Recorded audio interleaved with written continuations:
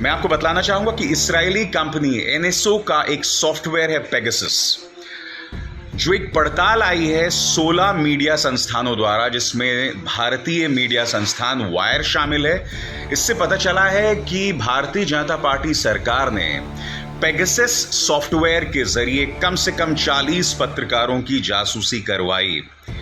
इसके अंदर रोहिणी सिंह शामिल हैं, जिन्होंने अमित शाह के बेटे जय शाह पर कहानी की थी या पीयूष गोयल पर कहानी की थी। वायर के फाउंडर्स सिद्धार्थ वरदराजन और एमके वेणु शामिल हैं। स्वाति चतुर्वेदी शामिल हैं, जिन्होंने किताब लिखी थी आई एम ट्रोल, यानी कि भारतीय जनता पार्टी की जो पूरी ट्रोल मशीनरी थी उसे एक्सपोज किया था। पौरंजय गुहा ठाकुरता हैं, जिन्होंने किताब लिखी थी और ढेरों काम किया है अडानी अंबानी पर। और इनमें से ऐसे कई लोग भी शामिल हैं जो सरकार के चमचे हैं। और सबसे ज्यादा शॉकिंग, अभी ये खबर आ रही है दोस्तों कि आने वाले दिनों में आज जो रिपोर्ट आने वाली है वायर में, उसमें मोदी सरकार के मंत्री शामिल हैं। न सिर्फ मोदी सरकार के मंत्री शामिल हैं, बल्कि आरएसएस के कुछ नेता भी शामिल हो सकते हैं। और आने वाले दिनों में मैं आपको बतलाना चाहूंगा कि इस मुद्दे में सिटिंग जजेस, यानी कि जो जजेस हैं सुप्रीम कोर्ट के, उनकी भी फोन की जासूसी की गई। आज मैं आपसे सवाल पूछना चाहता हूं, इससे ज्यादा डरी हुई सरकार आपने कहीं देखा है, जो अपने ही लोगों की जासूसी करती है? इससे ज्यादा डरी हुई सरकार? आप बड़ी बड़ी बातें करते हैं, 56 इंच का सीना और मैं घर में घुस के सर्जिकल स्ट्राइक करता हूं। तुम अपने ही पत्रकारों से डर रहे हो। मैं आपको बतलाना चाहूंगा दोस्तों, पेगासस जो है सिर्फ सरकारों को बेचा जा सकता है। इसका मतलब सरकार करा रही थी जासूसी, नंबर 1। नंबर 2, रविशंकर प्रसाद पूर्व आईटी मिनिस्टर ने संसद में खड़े होकर कहा था कि बगैर ऑथराइजेशन हमने किसी की जासूसी नहीं करवाई, और जासूसी हम तभी कराते हैं जब राष्ट्रहित में होता है और जब आतंकवाद से जुड़ा मामला होता है।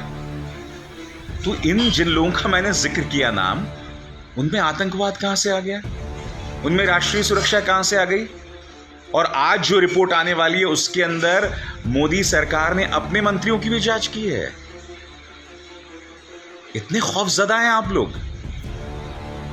मैं आपको बतलाना चाहता हूं दोस्तों, ये खतरनाक क्यों है। आपको जमाल खशोगी याद है, सऊदी अरब के पत्रकार?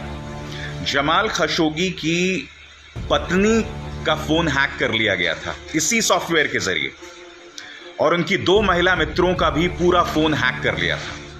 और उससे हासिल जानकारी के जरिए सऊदी अरब का जो इंटेलिजेंस था, उन्होंने जमाल खशोगी को फंसाया और फिर उनकी गर्दन काट दी थी। यह काम वहां की सरकार ने किया था दोस्तों।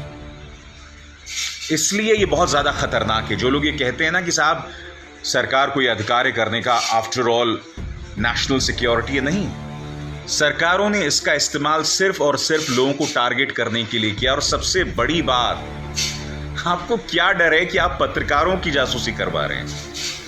क्या डर है आपको? और पेगासस के कॉन्स्टिट्यूशन में साफ तौर पर लिखा हुआ है कि हम देशों सिर्फ दूसरे देश को बेचते हैं। आजाद भारत के इतिहास में ऐसे कई लम्हे हुए हैं जब सरकारों ने अपने ही नागरिकों की जासूसी करवाई है। मगर आप फोन हैक करके, क्योंकि ये ना भूलें, भीमा कोरेगांव मामले में रोना विल्सन नाम के एक एक्टिविस्ट के कंप्यूटर को, उनके लैपटॉप को हैक करके उसमें जानकारी डाली गई थी, जिसके आधार पर कई लोगों को गिरफ्तार किया गया था। सरकार ये भी करा सकती है।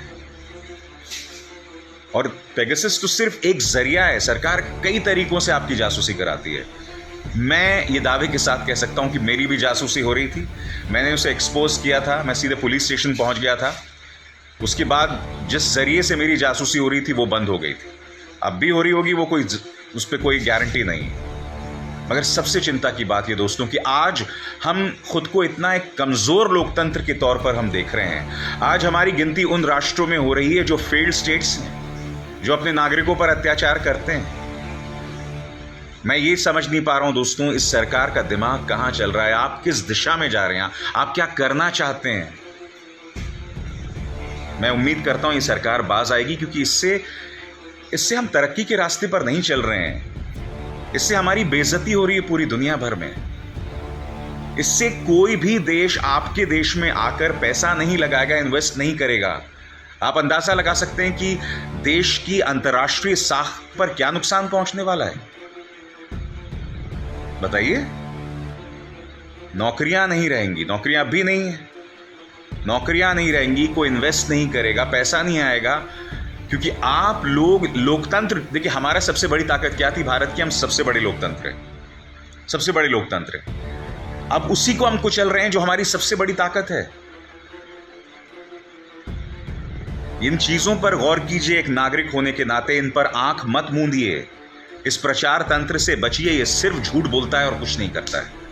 इस तरह की वायरल वीडियोस और देश और दुनिया की तमाम बड़ी खबरों के लिए जुड़े रहें अंधभक्त के साथ।